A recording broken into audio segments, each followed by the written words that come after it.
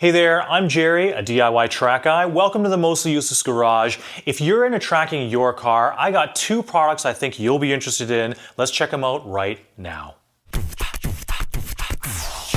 The first thing we've got is this incredibly unique product that's geared specifically to car enthusiasts that often need to remove and replace their license plate in a hurry. This is called a PQR, or Plate Quick Disconnect, from our friends over at R-Theory Motorsports, and it consists of these two interlocking components.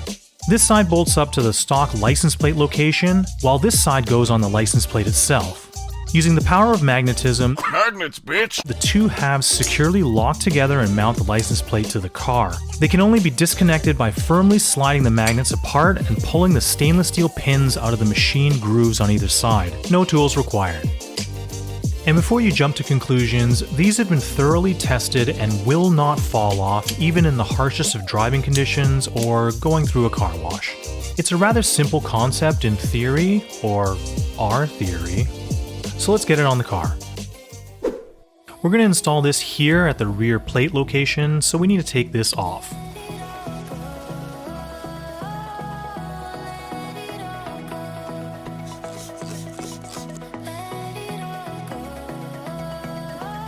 Using the supplied stainless steel screws, we affix the car side base to the vehicle. It's secure enough, and now let's go over to the bench and install the license plate onto the other half of the PQR. This is the PQR attachment side where we mount the license plate. So unfortunately, because of this cover, this bolt that comes with it is much too long. That'll poke out the other side, so we don't like that. And then this small guy here would work great if we were just bolting the plate directly to this part. The good thing is that these threads are just M6s, so I was able to raid my parts bin and found a couple of smaller ones that fit right in, like that. Now here's what it looks like, but let's add a nut and bolt to hold the bottom of the plate and cover together.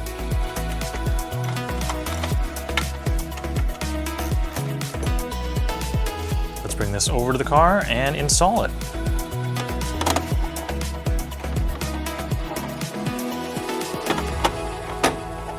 I try to remove this thing. I try to pull it. I'm bending the plate. It's not falling off. I have to actually push it up. Then I can take it off. Maybe putting a little foam something here so that it supports the back of the plate so you can't kind of push it in.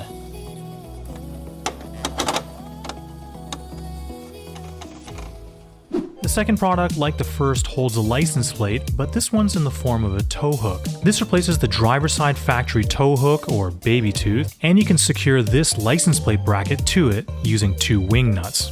The license plate bracket has slotted holes to fit plates from outside of North America, and it's made of 1/8 inch aluminum. The tow hook's made of 1/4 inch steel, powder coated to your choice of color. This one's R-Theory signature Mercury Blue, and the included fasteners are grade 10.9 hardware. So here's my front mount license plate solution, and from your angle, this probably looks pretty good, right? Taking a look at it here, it's just a bit of flat aluminum bar with a bit of angle aluminum, and that is somewhat attached to this baby tooth tow hook. And to give it a little more strength over on this side, I ran a zip tie through it. And now you can see the true extent of the jankiness.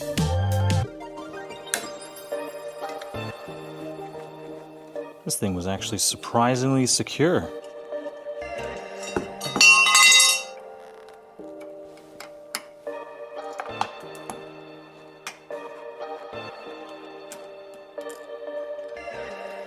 At the time, I thought I was being very clever. You see, instead of trying to drill some holes through this thing, I just used this slot that's already on the baby tooth. Like I said, it worked for years. It never fell off, even on track. But we don't need this anymore, so let's get rid of this baby tooth. To get at that front baby tooth, I have jacked up the car, and I'm gonna remove the wheel assembly. You don't need to do this. You can just turn the wheel, and you can access the front part there. But to make it easier on myself to film this, let's get this out of here. And that gives us access to look inside here. Wow, this thing got rusty quick, didn't it? All right, so here we are inside the wheel well, and the baby tooth is actually connected to the chassis right here. We got two 14mm bolts. I think there's actually supposed to be one more, but I don't have it.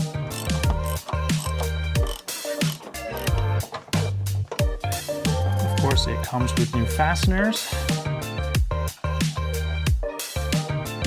The third one is actually on the other side of this plastic tray. This is newbie friendly, so let's just work around it.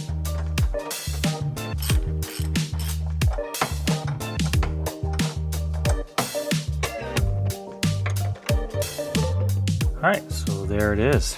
We got 3 bolts in, 17 mils, looking pretty nice. So all we need to do now is to put the license plate bracket onto these guys right here. And here's the license plate bracket itself. It just kind of slips in here. Didn't think about this. It's facing down. All right, this is a little bit of a problem for me. If we put it down like this, our theory supplies some wing nuts, and we just kind of wing nut this thing on. It's kind of pointing down here, which I don't like. I'd like to have the plate kind of perpendicular to the road. So I'm gonna bend this bracket.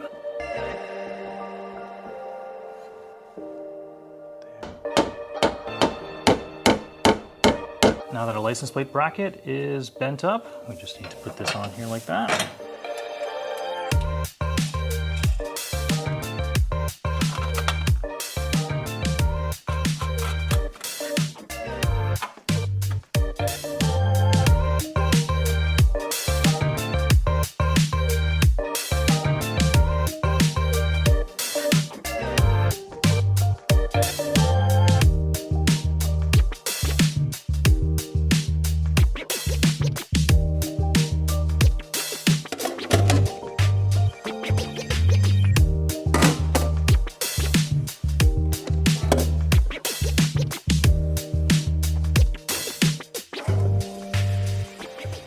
Now, running license plate quick disconnect brackets like these ones will theoretically make it easier for thieves to steal them if you believe those 2 normal screws are a significant threat to turn in the first place. But for us car enthusiasts that frequently need to take off our plates for track days, car shows, photo shoots, and other perfectly legal car meets,